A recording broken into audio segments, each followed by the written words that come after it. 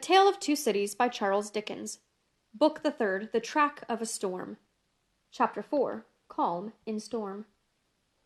Dr. Manette did not return until the morning of the fourth day of his absence. So much of what had happened in that dreadful time as could be kept from the knowledge of Lucy was so well concealed from her, that not until long afterwards, when France and she were far apart, did she know that 1,100 defenceless prisoners of both sexes and all ages had been killed by the populace, that 4 days and nights had been darkened by this deed of horror, and that the air around her had been tainted by the slain. She only knew that there had been an attack upon the prisons, that all political prisoners had been in danger, and that some had been dragged out by the crowd and murdered. To Mr. Lorry the doctor communicated under an injunction of secrecy on which he had no need to dwell, that the crowd had taken him through a scene of carnage to the prison of La Force, that in the prison he had found a self-appointed tribunal sitting, before which the prisoners were brought singly, and by which they were rapidly ordered to be put forth to be massacred, or to be released, or, in a few cases, to be sent back to their cells. That, presented by his conductors to this tribunal, he had announced himself by name and profession as having been for 18 years a secret and unaccused prisoner in the Bastille, that one of the bodies so sitting in judgment had risen and identified him, and that this man was Defarge. That, hereupon, he had ascertained, through the registers on the table, that his son-in-law was among the living prisoners, and had pleaded hard to the tribunal, of whom some members were asleep, and some awake, some dirty with murder, and some clean, some sober, and some not, for his life and liberty. That, in the first frantic greetings lavished on himself as a notable sufferer under the overthrown system, it had been accorded to him to have Charles Darnay brought before the lawless court, and examined. That he seemed on the point of being at once released, when the tide in his favour met with some unexplained check, not intelligible to the doctor, which led to a few words of secret conference.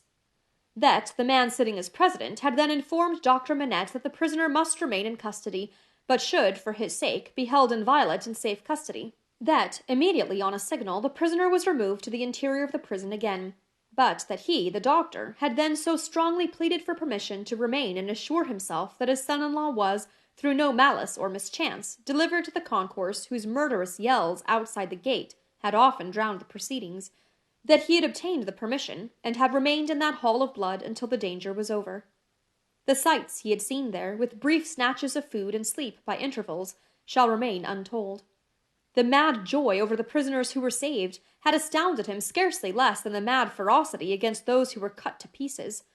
One prisoner there was, he said, who had been discharged into the street free, but at whom a mistaken savage had thrust a pike as he passed out. Being besought to go to him and dress the wound, the doctor had passed out at the same gate, and had found him in the arms of a company of Samaritans, who were seated on the bodies of their victims. With an inconsistency as monstrous as anything in this awful nightmare, they had helped the healer, and tended the wounded man with the gentlest solicitude, had made a litter for him, and escorted him carefully from the spot, had then caught up their weapons and plunged anew into a butchery so dreadful that the doctor had covered his eyes with his hands and swooned away in the midst of it. As Mr. Lorry received these confidences, and as he watched the face of his friend, now 62 years of age, a misgiving arose within him that such dread experiences would revive the old danger. But he had never seen his friend in his present aspect. He had never at all known him in his present character. For the first time the doctor felt now that his suffering was strength and power. For the first time he felt that in that sharp fire he had slowly forged the iron which could break the prison door of his daughter's husband and deliver him. It all tended to a good end, my friend. It was not mere waste and ruin. As my beloved child was helpful in restoring me to myself, I will be helpful now in restoring the dearest part of herself to her. By the aid of heaven, I will do it. Thus Dr. Manette. And when Jarvis Lorry saw the kindled eyes, the resolute face, the calm, strong look and bearing of the man whose life always seemed to him to have been stopped like a clock for so many years, and then set going again with an energy which had lain dormant during the cessation of its usefulness, he believed. Greater things than the doctor had at that time to contend with would have yielded before his persevering purpose. While he kept himself in his place as a physician, whose business was with all degrees of mankind, bond and free, rich and poor, bad and good, he used his personal influence so wisely that he was soon the inspecting physician of 3 prisons, and among them of La Force. He could now assure Lucy that her husband was no longer confined alone, but was mixed with the general body of prisoners. He saw her husband weekly, and brought sweet messages to her straight from his lips. Sometimes her husband himself sent a letter to her, though never by the doctor's hand, but she was not permitted to write to him. For among the many wild suspicions of plots in the prisons, the wildest of all pointed at emigrants who were known to have made friends or permanent connections abroad. This new life of the doctor's was an anxious life, no doubt. Still, the sagacious Mr. Lorry saw that there was a new sustaining pride in it. Nothing unbecoming tinged the pride. It was a natural and worthy one, but he observed it as a curiosity. The doctor knew that up to that time his imprisonment had been associated in the minds of his daughter and his friend with his personal affliction, deprivation, and weakness. Now that this was changed, and he knew himself to be invested through that old trial with forces to which they both looked for Charles's ultimate safety and deliverance, he became so far exalted by the change that he took the lead and direction, and required them as the weak to trust to him as the strong. The preceding relative positions of himself and Lucy were reversed, yet only as the liveliest gratitude and affection could reverse them, for he could have had no pride but in rendering some service to her who had rendered so much to him. All curious to see, thought Mr. Lorry in his amiably shrewd way, but all natural and right. So take the lead, my dear friend, and keep it. It couldn't be in better hands. But, though the doctor tried hard and never ceased trying to get Charles Darnay set at liberty, or at least to get him brought to trial, the public current of the time set too strong and fast for him. The new era began. The king was tried, doomed, and beheaded. The republic of liberty, equality, fraternity, or death declared for victory or death against the world in arms.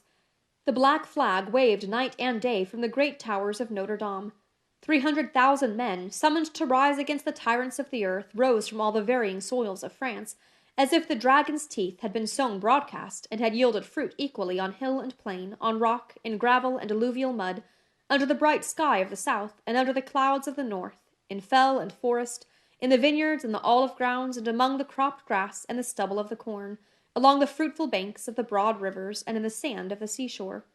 What private solicitude could rear itself against the deluge of the year one of liberty, the deluge rising from below, not falling from above, and with the windows of heaven shut, not opened?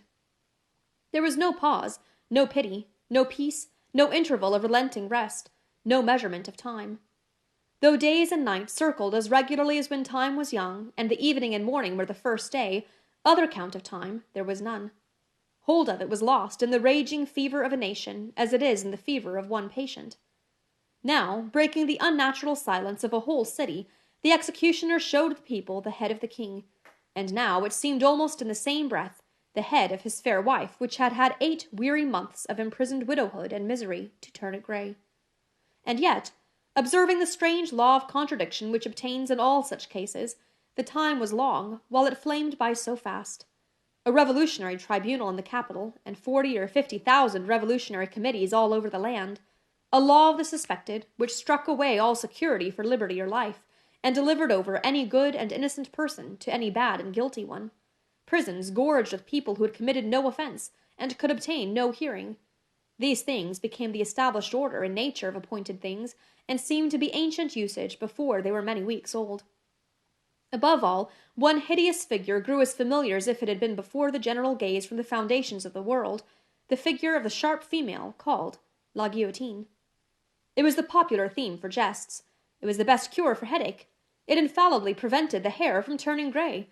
It imparted a peculiar delicacy to the complexion. It was the national razor which shaved close. Who kissed La Guillotine looked through the little window and sneezed into the sack. It was the sign of the regeneration of the human race. It superseded the cross. Models of it were worn on breasts from which the cross was discarded, and it was bowed down to and believed in where the cross was denied. It sheared off heads so many that it, and the ground it most polluted, were a rotten red. It was taken to pieces, like a toy puzzle for a young devil, and was put together again when the occasion wanted it. It hushed the eloquent, struck down the powerful, abolished the beautiful and good. 22 friends of high public mark, 21 living and 1 dead, it had lopped the heads off in one morning in as many minutes. The name of the strong man of old Scripture had descended to the chief functionary who worked it, but, so armed, he was stronger than his namesake and blinder, and tore away the gates of God's own temple every day. Among these terrors and the brood belonging to them, the doctor walked with a steady head, confident in his power, cautiously persistent in his end, never doubting that he would save Lucy's husband at last. Yet the current of the time swept by, so strong and deep, and carried the time away so fiercely that Charles had lain in prison 1 year and 3 months when the doctor was thus steady and confident. So much more wicked and distracted had the Revolution grown in that December month that the rivers of the South were encumbered with the bodies of the violently drowned by night, and prisoners were shot in lines and squares under the southern wintry sun. Still, the doctor walked among the terrors with a steady head. No man better known than he in Paris at that day, no man in a stranger's situation. Silent, humane, indispensable in hospital and prison, using his art equally among assassins and victims, he was a man apart. In the exercise of his skill, the appearance and the story of the Bastille captive removed him from all other men. He was not suspected or brought in question, any more than if he had indeed been recalled to life some 18 years before, or were a spirit moving among mortals.